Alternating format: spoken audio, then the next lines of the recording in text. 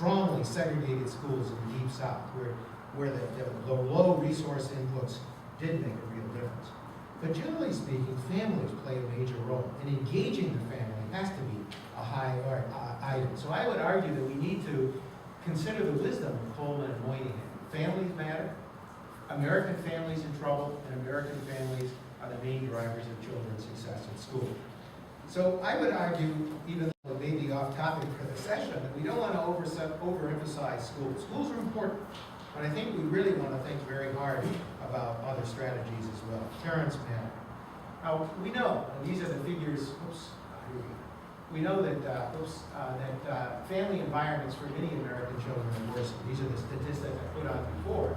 This is across all Americans. This isn't a racial issue. We're talking now, saying that now, starting in the last 30 years or so, we've seen that as part of this consequence of rising inequality, a substantial growth in children who are living in families where the parent is never present. Never present. The father's never present. And so, some of the other standard sources have not grown. So this is across the society. And this is the figure that appeared in the New York Times recently. And I would point out a figure like this is present in many countries around the world. It's not just America. We can see this in South Korea. We can see this in Germany. We can also see this in many, many other countries. In Chile, where close to 50% of all children are born out of wedlock. So this is not unique, and it has consequences everywhere. So what are the consequences of early adversity? Let me just talk about very briefly and then try to conclude. I think we need a discussion, not just a reflection. If we look at this, and this has been very well measured by very many demographers talk about the Great Divide. One of the great sources of inequality going on in American society today is that we're seeing many, many children of all racial, ethnic groups, social groups, many, many children being less than fully served just because a family environment is being as impaired. At the top of the distribution, we can see this phenomenon. David Brooks wrote a book a few years ago called Bobos in Paradise. Probably many of you have heard about this book, describing the emergence of these class differences.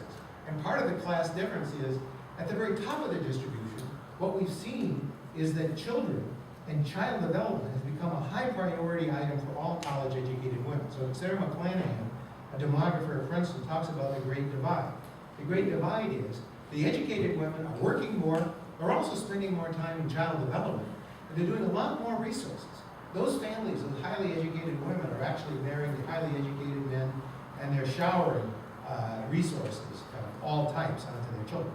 Here's a study that was done by my colleague Jane Ellen Huttenlock with the University of Chicago. This is showing how social and economic advantage affects just the vocabulary of children. This is now 26 months into the life of the child. So kids who's basically from disadvantaged families have much lower vocabulary. This is what carries over to that achievement gap at age 3 and at age 5 before kids enter. If you look, for example, in a study by Hart and Risley, where you look at children who are growing up in very different environments, the environments that they have, basically what you see is, the language acquired, is staggering. So, for example, in a typical hour, a kid from a very disadvantaged family will hear 616 words, from a professional family close to 3 times that, more than 3 times that. And if you look at the accumulated deficits, just the words heard in 4 years, you're getting staggering differences. No wonder there's a gap before children enter school. So let me, and this of course has been motivating a lot of the research, a lot of the work. Jeffrey Canada's Harlem Children's Zone project, his baby college is exactly looking at trying to alleviate that. So I would argue that the strategy should be, we're not going to change the demography of American society. I'm not advocating shotgun weddings. I think anybody would be crazy to do so, although people do. I think we have to take life as it is.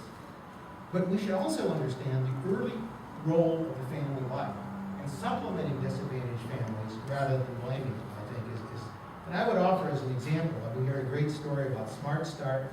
There's a conference going on in Smart Start just as we speak right now in North Carolina.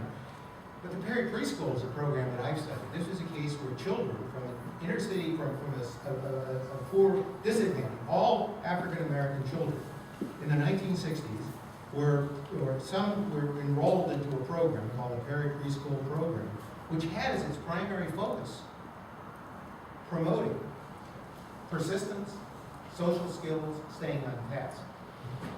These children were randomly assigned to do a treatment group, some developing character skills, some not. 40 years later, after this randomized trial was followed up, we find substantial differences that essentially gives us shows the effect. So the economic rate of return on the Prairie preschool program is somewhere between 6 to 10% per year, whereas the traditional program, the traditional criterion was something like, look at the bond markets, for example, or look, for example, at the reduction of pupil-teacher ratios. Pupil-teacher ratios nowhere near that. I mean, some estimates have suggested that it even may be negative in terms of rates of return. If you look at the rate of return of 6 to 10%, it's above the stock market performance between 1945 and the meltdown in 2008. So it has a very high rate of return. So what's the logic of this? Well, the logic is they're dynamic synergies that produce effective interventions. So for example, if we look at programs targeting different stages of the life cycle, this is a program this is kind of analysis economists like to do, that basically say, suppose we imagine investing $1 in the life of a child. We have a young baby, right? So we're asking, where would money be most effectively spent? Then the first dollar, we thought of allocating it, would be most effectively spent in the early years. Why? Because of this dynamics of skill formation. Precisely because we make it easier to succeed. Reduced special education programs, enhanced motivation. So the rate of return to college for people who are bright and motivated is 22% a year. It's high, it's very high among the very top students. So this figure isn't saying the return to schooling is low. What it's saying is the return to building the base that makes it possible to benefit from schooling and from all the other opportunities in society is very, very high. It's the dynamics of skill formation. So here's the kind of notion that I have in mind. Personality and social skills build cognitive skills. Early health builds also cognitive skills. These cognitive skills produce better health. There's a synergism, which American society is not fully capitalized on, and I think really provides the great opportunity for success. So let me make one note where we look at analyses of, this is something that you'll see in the newspaper. You add the two columns together, what you'll see is the effect of an extra year of schooling. This is just above compulsory schooling levels, very low level of schooling. And the height of this bar, for example, if you go over here to, these are hourly wage rates, you can see this is a real benefit to people who go on to finish even past compulsory schooling while ages will get a real benefit. But you can decompose that benefit into what component is actually due to early life factors that were present at the time they were going into school, and how much of it is actually due to school. Well, there's a real effect of school on health, smoking, on a number of behaviors. But the big component in most of these returns is driven by the preschool factors. So let me just conclude, since I've taken a bit too long. I would make a statement that when we think about inclusive strategies, programs, there are a lot of strategies we can do. I'm not suggesting that we only stop with preschool programs. I think what we have come to understand is the dynamics of skill formation are such that cognitive skills, things like IQ and so forth, that tend to be relatively stable by age 10 or 11. But social and emotional skills are flexible even into the 20s. And so strategies, which have been shown to be effective, adolescent remediation programs have targeted on exactly the Woody Allen message, teaching people to show up on time, engaging in a larger society. And I would just conclude that when we think about the funding of these programs, every government is under strain. And in fact, there's a lot of interest in private sector entrepreneurs into this. How do we fund these programs? Well, first of all, I think we could winnow out programs that are inefficient. That's always easy to say, harder to do. I would also talk about engaging the private sector. Recently, I've been engaged in something called with social impact bonds, where entrepreneurs, philanthropists, some venture capitalists have seen what these returns are in investing in early education to bolster the school, and are suggesting how they can open up bond markets, private markets, to finance the schools and the efforts of the schools and the preschool programs. There's another reason to engage the private sector, or at least to engage the larger society. It shouldn't just be a government program. The danger with a government program is that there's always an interest in being fair. You mentioned this yourself about tailoring to the needs of the child. I think what you really want to do is engage diverse groups in society that have many different values, and especially when it comes to the early years, we see enormously different values about how people want their children educated. Those people should have a say, and those people should be able to shape their programs. And so I think that's really required too, that we think of it more than as a government program, as a program that engages both the government and the private sector. So let me just say that I think we should think of a new strategy based on new knowledge. The achievement gaps are more general. I think really the first order problem, I'm not denying discrimination, not at all, plenty of evidence of it. But I'm also thinking that if we really want to think about tackling inequality in American society, we're going to think about trying to promote skills, trying to reduce the gaps in skills that are real, and to try to promote this issue of social inclusion so that we don't have this diverging society where we have, so we really do. The 99 versus 1 is no joke. We see the run that's occurred in the last, in the last 10, 15 years with salaries and so forth, creating a society that is increasingly separated. I think this strategy is a strategy of inclusion, so I would strongly advocate we think of strategies that would engage all Americans, and to eliminate the disadvantaged group. So thank you very much for your patience. I went on a little too long, but I think it's we have time to discuss. So thank you very much.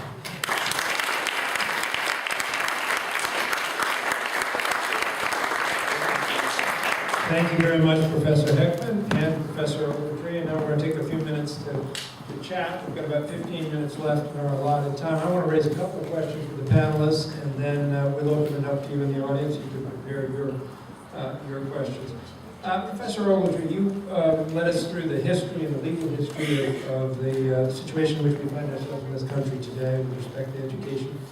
I wonder if you'd say a little bit more. You gave a couple of examples of programs that you thought were doing an effective job, but I'd be interested if you step back a little bit and talk about your theory of action as to what you think the current problem is with the way we're doing education and what you see generically are the most promising strategies. We've just heard from Professor Heckman his belief about strategy. Sure. And I think part of this that we have to see children from birth to 5. We focus K through 12. Often that's too late. We waste a lot of time by not trying to, as Dr. Heckman said, intervene earlier to give them a chance. That makes all the difference if you start developing their maturity at birth, then it makes an enormous amount of difference. That is a cultural, I would say the race difference is a cultural difference in terms of who will read to a child when they're 6 months old or anyone over 2 years old.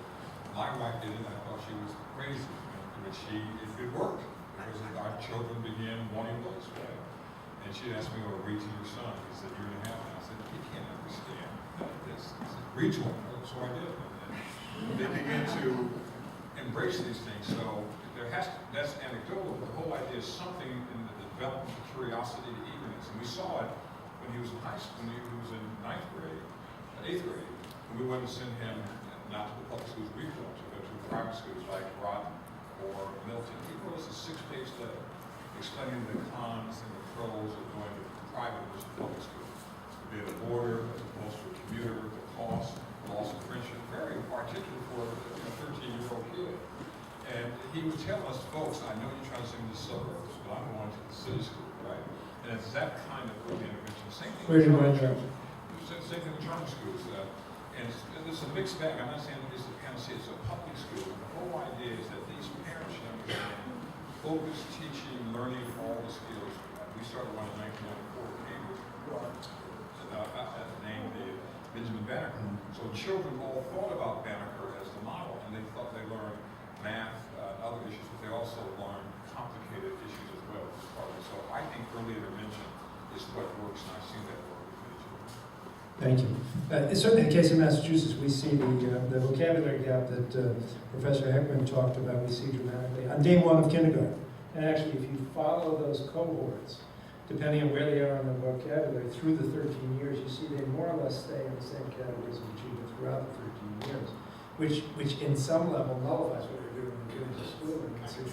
Yeah, no, exactly.